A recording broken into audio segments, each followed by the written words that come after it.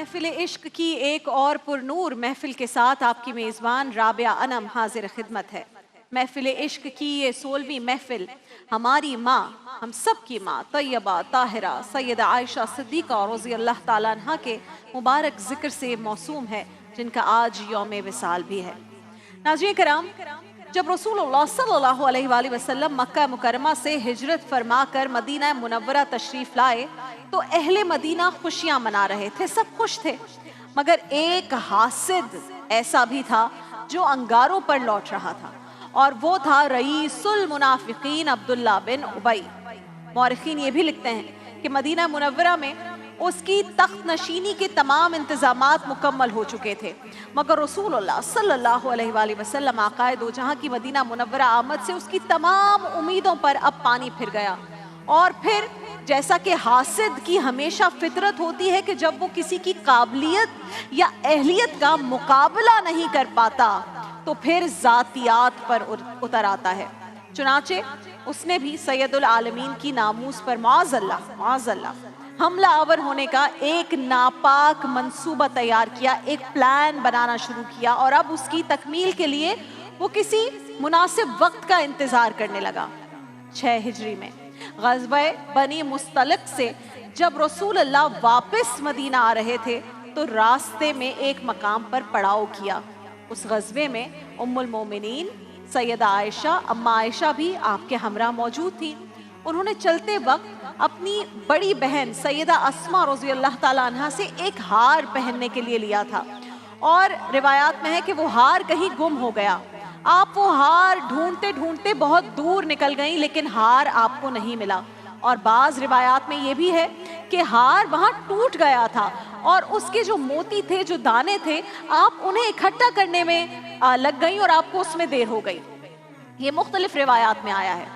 तो वापसी जब आप उसी मकाम पर आई तो ये देखकर आपके पैरों तले ज़मीन निकल गई कि पूरा का पूरा काफिला वहाँ से रवाना हो चुका, और आप चूंकि हार ढूंढ रही थी या हार के मोती इकट्ठे करने में लगी थी तो आपको देर हो गई।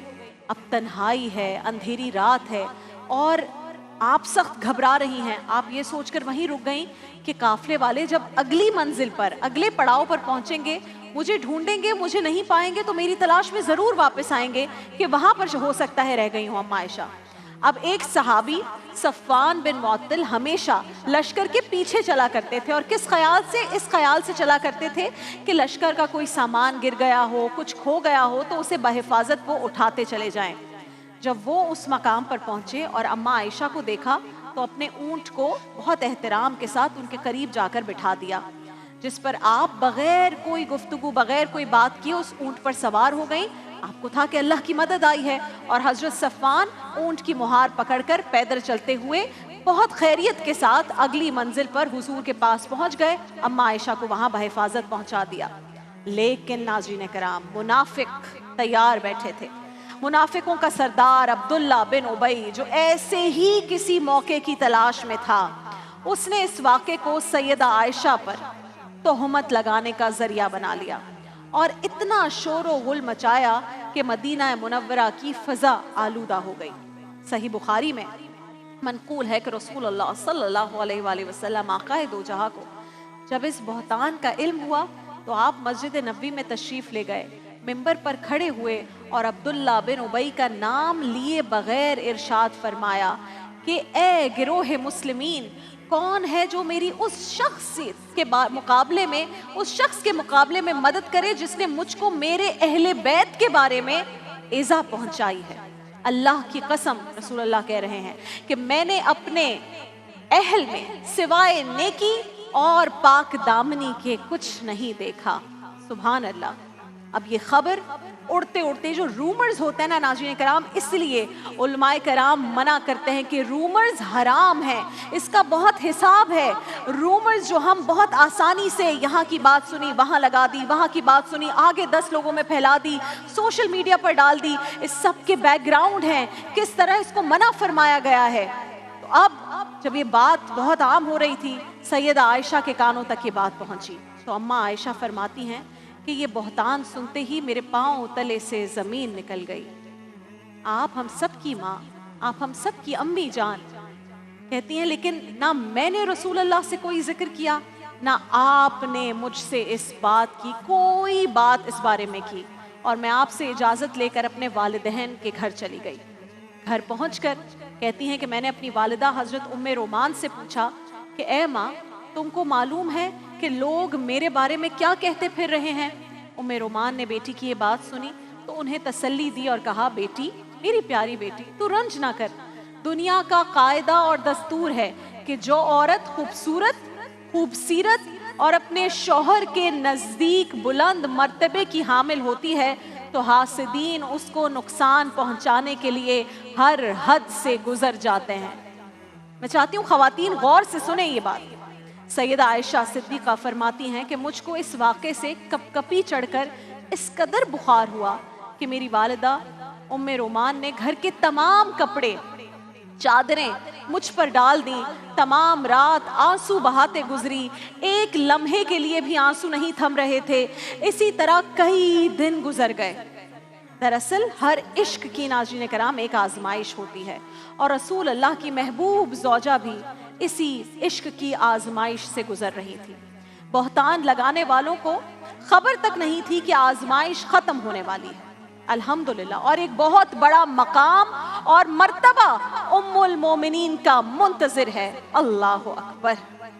باوفا باصفا سیدہ عائشہ، باوفا باصفا سیدہ عائشہ، طیبہ طاہرہ سیدہ عائشہ، جن کی عفت پہ کرتا ہے قرآن بیان، ایسی ہے باحیا سیدہ عائشہ، لب پہ ذکر نبی، دل میں خوف خدا ہے بہت پارسا سیدہ عائشہ، باوفا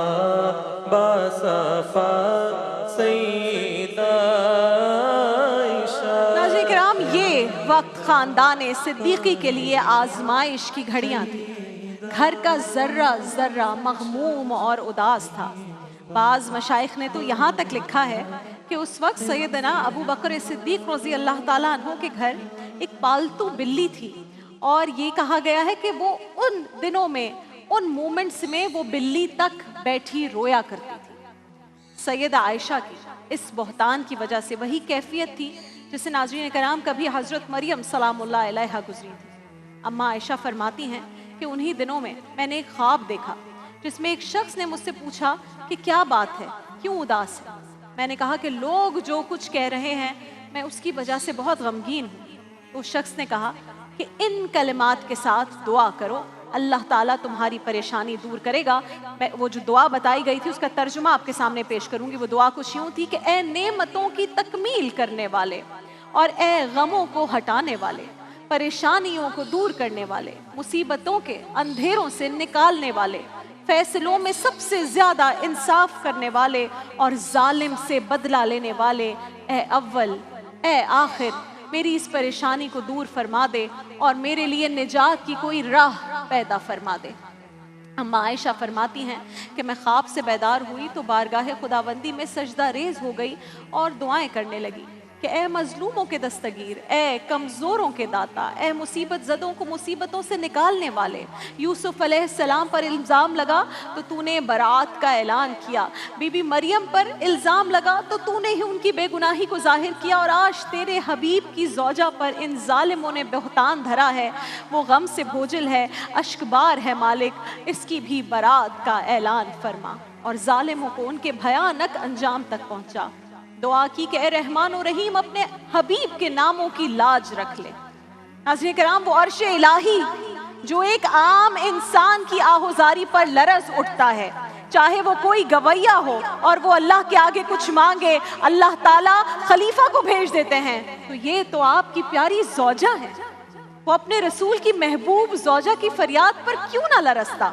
آپ کی مناجات پر اللہ تعالی کا دریائے رحمت جوش میں آ گیا۔ سیدہ عائشہ کے اس آزمائش سے سرخرو ہونے اور بہتان لگانے والوں کے ذلیل و رسوا ہونے کی اب گھڑیاں قریب آ گئی تھی۔ اللہ اکبر۔ مومنوں کی ہے ماں سیدہ عائشہ، مومنوں کی ہے ماں سیدہ عائشہ، سیدہ عائشہ، سیدہ عائشہ تاج شرم و حیا، سیدہ عائشہ تاج شرم و حیا، سیدہ عائشہ زوجہ مصطفیٰ، سیدہ عائشہ، سیدہ عائشہ، سیدہ عائشہ، سیدہ عائشہ، سیدہ عائشہ آپ صدیقہ و طیبہ طاہرہ، آپ صدیقہ و طیبہ طاہرہ ہے خدا کا بیان، سیدہ عائشہ ہے خدا کا بیان، سیدہ عائشہ مشفقہ مہربان، سیدہ عائشہ۔ اما عائشہ فرماتی ہے ناظرین کرام کہ مسلسل روتے روتے اسی کیفیت میں اسی طرح ایک دن گزر گیا، دوسرا دن گزر گیا، تیسرا دن گزر گیا، نہ نیند آئے نہ کھانا کھایا جائے۔ والد ابو بکر پریشان، والدہ ام رومان پریشان۔ آخر کار ایک روز ناظرین کرام رسول اللہ صلی اللہ علیہ وآلہ وسلم آقائے دو جہاں کہتی ہیں میرے گھر تشریف لے آئے اور سلام کر کے میرے قریب بیٹھ گئے۔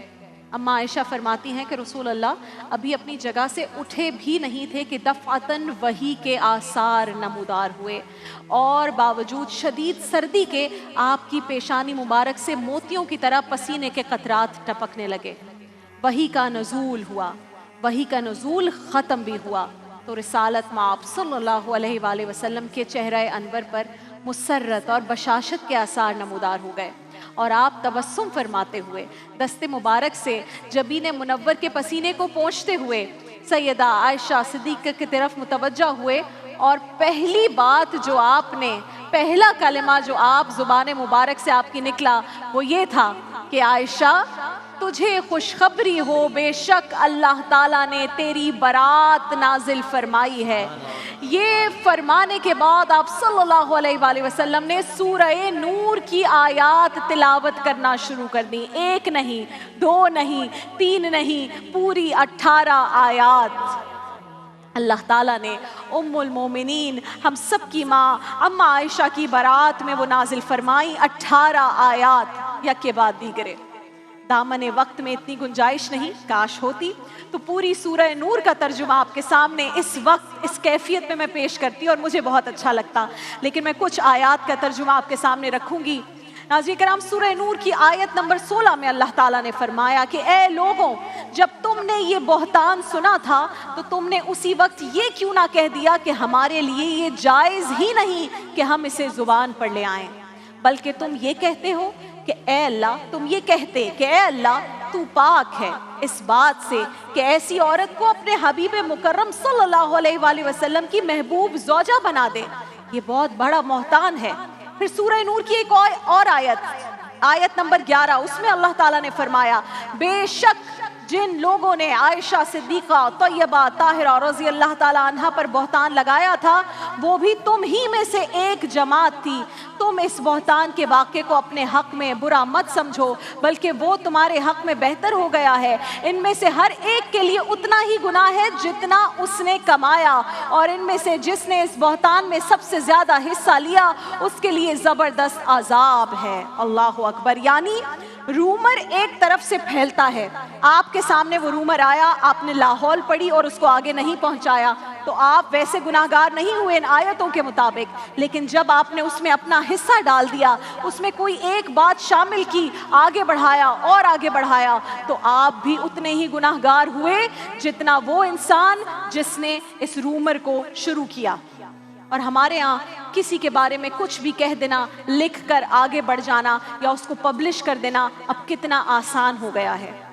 बहरहाल अम्मा आयशा फरमाती हैं कि मुझे यकीन कामिल था कि अल्लाह ताला ज़रूर मेरी बारात फरमाएगा। मेरा ख्याल था कि मेरी बारात के मुताबिक नबी करीम सल्लल्लाहु अलैहि वसल्लम को कोई ख्वाब दिखा दिया जाएगा। अम्मा आयशा को यकीन तो था अल्लाह की ज़ात पर, लेकिन उन्हें लगा कि रसूल अल्लाह को कोई ख्वाब आएगा, मेरी गवाही दे दी जाएगी। लेकिन कहती हैं ये मेरे वहमो गुमान में भी ना था कि मेरे बारे में अल्लाह ताला कुरान में बाकायदा आयतें उतार देगा जिनकी क़यामत तक तिलावत होती रहेगी और क़यामत तक अहले ईमान मेरी पाकीज़गी और तहारत की गवाही देते रहेंगे इंशाअल्लाह। अल्लाहु अकबर। उनकी इस्मत की गवाही देती है सूराए नूर,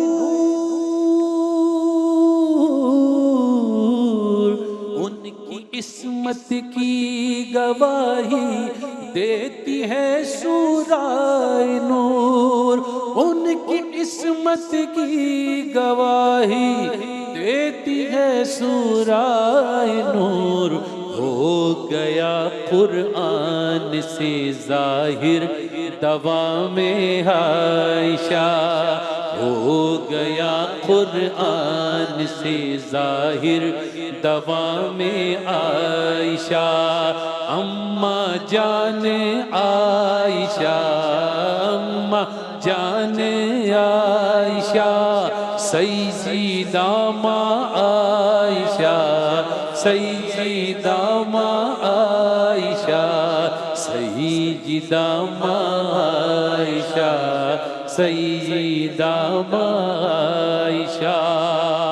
अरफाओ आला बाला है मकाम आयशा, अरफाओ आला बाला है मकाम आयशा। एहतिराम मुस्तफ़ा है एहतिराम आयशा, एहतिराम और अम्मा आयशा की इस्मत की गवाही में शायर ने क्या खूब कहा है इस बारे में। आदाए रिसालत ने जो बहतान लगाया, आदाए रिसालत ने जो बहतान लगाया, खालिक ने तुझे उससे बरी करके दिखाया। और सूरह नूर तेरी शान में उतरी, सूरह नूर तेरी शान में उतरी, तत्हीर की आयत तेरी बुरहान में उतरी। रुतबा है बड़ा तेरा, रुतबा है बड़ा तेरा, तेरी शान बड़ी है, रुतबा है बड़ा तेरा, तेरी शान बड़ी है। ए मादरे उम्मत मेरा ईमान यही है, ए मादरे उम्मत मेरा ईमान यही है। सईदा आयशा एक मरकज पर सिमट जाती है माँ की अज़मतें,